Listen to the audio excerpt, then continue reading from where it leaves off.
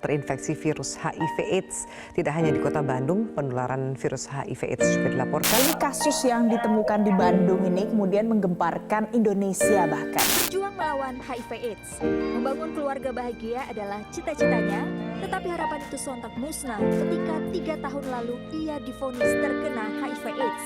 554 warga dinyatakan positif HIV sejak Januari hingga September 2022. Siapa sih yang mau punya penyakit HIV? Siapa sih yang mau terlahir sebagai anak dengan HIV? Tidak ada.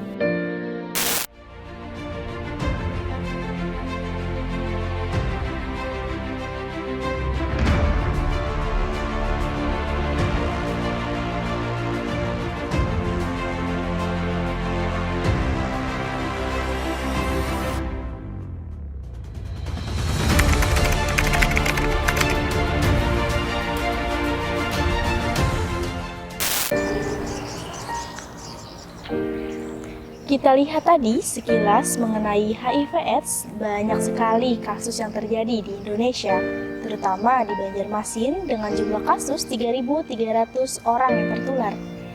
Kasus HIV/AIDS ini menjadi perhatian karena permasalahan yang tidak bisa diatasi sampai saat ini, yang akan berdampak pada kematian. Untuk pengetahuan lebih lanjut tentang HIV/AIDS, silakan tonton video berikut ini.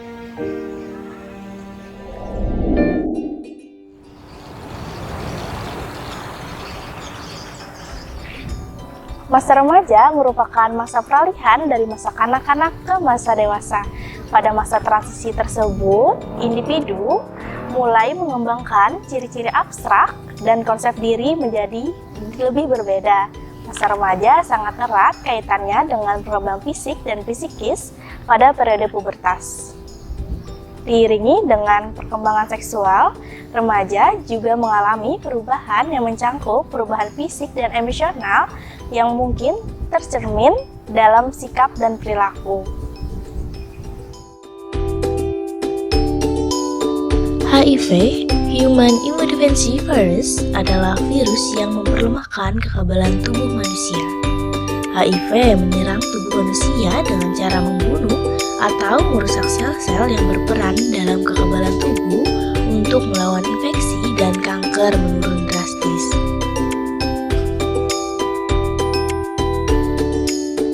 AIDS, Acute Immunodeficiency Syndrome, adalah sekumpulan gejala dan infeksi sindrom yang timbul karena rusaknya sistem kekebalan tubuh.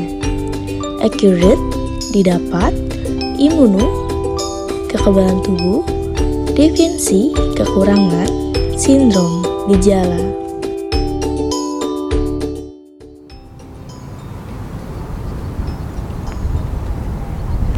Apa sih bedanya HIV and AIDS? Perbedaan pertama yaitu dari segi pengertian. HIV adalah virus yang menyerang sistem kekebalan tubuh manusia, sedangkan AIDS adalah kondisi akibat dari virus HIV tersebut. Dan dari segi lainnya, yaitu untuk HIV biasanya seseorang tidak mengalami gejala berat saat terinfeksi HIV, dan untuk AIDS akan mengalami gejala yang sangat berat dan banyak sampai-sampai mereka kehilangan nyawa.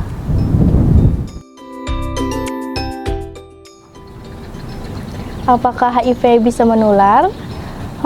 Iya, hal itu bisa terjadi. Hal itu dikarenakan penyakit ini terjadi apabila kita ada kontak atau masukkan cairan yang mengandung HIV. Seperti contohnya adalah melakukan hubungan seksual yang beresiko tanpa menggunakan pelindung dengan seseorang yang mengidap penyakit HIV/AIDS. Yang kedua, melalui transfusi darah dan transplantasi organ yang tercemar HIV. Lalu melalui alat suntik atau alat tusuk lainnya. Dan penularan HIV dari perempuan bisa melalui beberapa proses, yaitu pada saat menjalani kehamilan, saat proses kehamilan, dan pada saat pemberian ASI.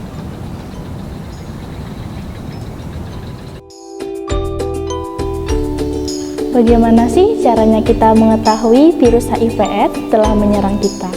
Pada awalnya, masa 3-6 bulan setelah masuknya virus HIV tersebut, tubuh tidak mengalami apa-apa dikarenakan virus tersebut masih bersembunyi. Hal ini dapat disebutkan dengan masa jendela. Setelah lama berlalu, lebih tepatnya 6 bulan, lebih virus HIV/AIDS itu bisa ditemukan atau dilihat dengan menjalani tes darah. Pada masa ini, orang yang terkena virus tersebut lebih dari 6 bulan masih hidup normal dan melakukan kegiatan seperti biasa kurang lebih dari 10 tahun. Tahapan penyakit HIV ke AIDS. Yang pertama ada fase HIV atau Windows period. Yang kedua fase asimptomatik. Yang ketiga fase pembesaran kelenjar limfe, dan yang terakhir ada fase AIDS. Infeksi dimulai dengan masuknya HIV dan diikuti terjadi perubahan serologi ketika antibodi terhadap antivirus itu menjadi negatif dan berubah menjadi positif. Bisa disebut window period. Asimptomatik berlangsung rata-rata 5-10 tahun sudah dapat menularkan HIV ke orang lain. Pembesaran kelenjar limfe. Fase ini tidak hanya muncul pada satu tempat dan berlangsung lebih dari 1 bulan. AIDS bisa dibilang ini adalah fase terakhir. Fase ini bisa memunculkan beragam penyakit-penyakit yang serius.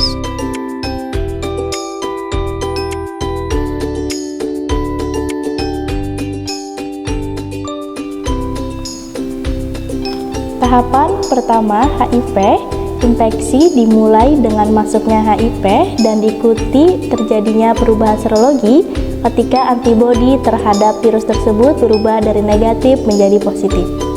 Rentang waktu sejak HIV masuk ke dalam tubuh sampai tes antibodi terhadap HIV menjadi positif disebut window period. Lama window period 1-3 bulan, bahkan sampai ada yang 6 bulan. Fase asimptomatik berarti bahwa di dalam organ tubuh tidak menunjukkan gejala-gejala. Keadaan ini berlangsung selama 5-10 tahun. Pasien yang tampak sehat ini sudah dapat menularkan HIV/AIDS terhadap orang lain. Fase pembesaran kelenjar limfe secara mantap dan merata tidak hanya muncul pada satu tempat saja dan berlangsung selama 1 bulan, biasanya ditandai dengan keringat berlebihan di malam hari, diare terus-menerus, berat badan menurun, dan flu.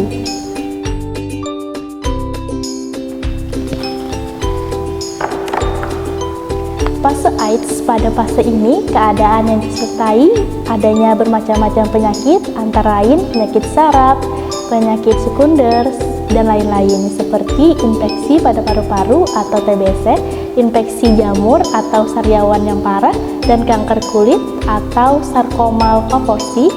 Tahap ini harus segera dibawa ke rumah sakit dan menjalani terapi antiretroviral virus atau ARV.